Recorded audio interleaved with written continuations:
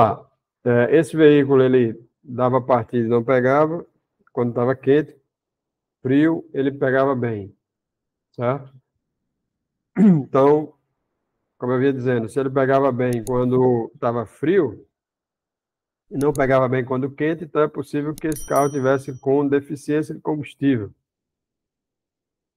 Aliás, com excesso de combustível, né? A quente, porque quando o motor está frio, a gente precisa de uma quantidade maior de combustível. Então, se ele pegava bem quando estava frio e não pegava bem quando quente, então provavelmente o mais provável é que tivesse acontecendo um encharcamento.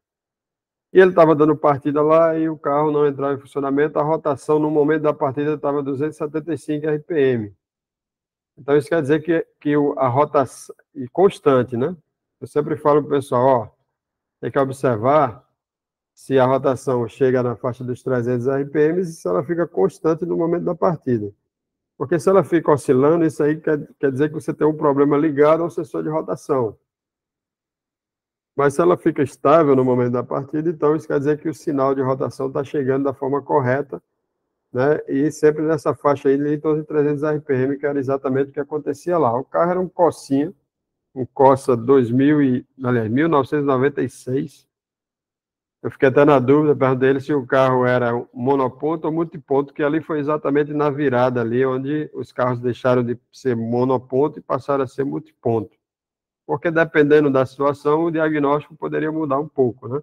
Se ele fosse um bico só, se fosse 4 bicos. Ele falou que era multiponto. Quando ele falou que era multiponto, eu já deduzi que eram os injetores, que o pessoal chama de, aqui pelo menos o pessoal chama de tipo bujãozinho, né? Que ele é um injetor mais gordinho.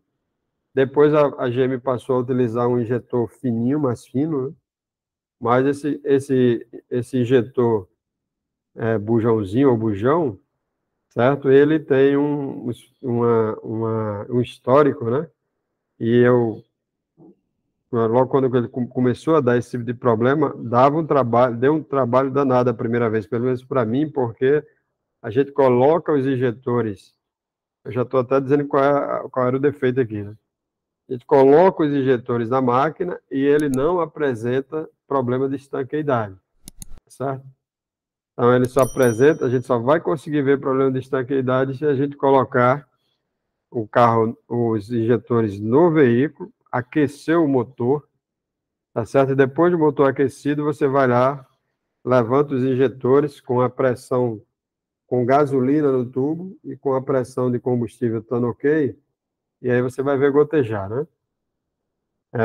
Porque o que eu falei para eles, ó, quando ele mostrou o problema, o motor dava partida, fazia menção que ia pegar o motor, mas não pegava, né? E aquelas condições que eu falei anteriormente, né? Quando estava frio pegava bem, quando estava quente não pegava, certo? Então, eu falei, ó, isso aí está parecendo um encharcamento, mas faz o seguinte, como é que tá as velas de ignição do carro? Não, as velas estão úmidas. Eu digo, ó, vela úmida pode ser duas coisas, ou pode ser que tenha um encharcamento, ou pode ser que seja o sistema de ignição deficiente, ou vela, ou bobina, ou cabo de vela. Só um instantinho que eu já abro para a pergunta. Então, se as velas estão úmidas e é gasolina, então, ou eu tenho um problema de injeção excessiva, ou eu tenho um problema na ignição. Isso aí, a gente está falando aqui de um Corsa 96, mas isso aí vale para os carros atuais, inclusive injeção direta, né? Bom, beleza. Eu disse, ó, então faz o seguinte, já que está nessa condição, para você saber se é ignição, já que ele não tinha muito recurso lá, ele se desliga a bomba de combustível, certo? Se quiser, você desliga até os injetores também, injeta um pouco aí de uma substância aí que faça o motor entrar em funcionamento, gasolina, ou descarbonizante, ou desengripante. Se o motor pegar e ficar funcionando bem, então você sabe que a ignição está ok. É um teste prático. Aí foi isso que ele fez, né? Pronto. O motor pegou, está funcionando bem, então a ignição está ok. O problema é encharcamento. Levanta esses injetores. Aí falei para ele levantar os injetores e tal. Ele até falou: não, mas eu já testei o bico na máquina. Eu digo: esquece a máquina. Tá? Você vai levantar os bicos aí. Ele mandou um vídeo. Aí ele fez o que eu tinha tinha recomendado. Foi não. Aí aqui, ó. Esse bico aqui gotejando. O bico do quarto cilindro gotejando muito, mas os outros bicos não estavam gotejando. Por que os outros bicos não estavam gotejando? Por causa da condição do bico injetor do quarto cilindro que estava excessiva, e aí a pressão escorria todo por ele. Mas a certeza é que esses outros bicos injetores também estavam com uma vedação irregular, estava sem estanqueidade. Certo? Então, isso não apresenta. O Corsa é mais conhecido, tá certo? É um carro antigo, já vai para quantos anos aí? 30 anos daqui a pouco, né? Mas isso acontece em outros veículos também, certo? Mais atuais. E a gente só vai pegar esse problema, claro, se eu tiver um osciloscópio, se tiver outros recursos, a gente consegue pegar mais fácil. Mas, se eu tiver pouco recurso, eu não deixo de trabalhar, não, mas eu tenho que seguir algumas regras. Então, aqui, o motor está aquecido, tá certo? Porque o bico injetor vai sofrer com esse aquecimento. É a gasolina, ou seja, é o combustível correto, então a densidade é a correta, não é o líquido lá da máquina, ok? Então, tudo isso vai influenciar para que a gente pegue a falha, né, no próprio carro, né? E aí é isso, o problema lá dele era encharcamento pelos injetores, né?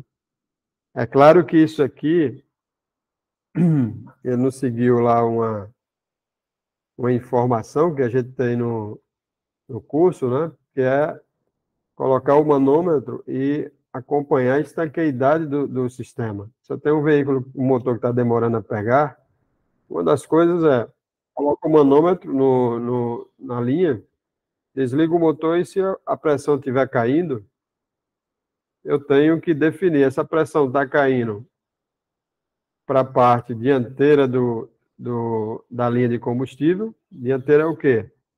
A parte dos injetores. Ou está caindo para a parte traseira, para a parte para o lado da bomba.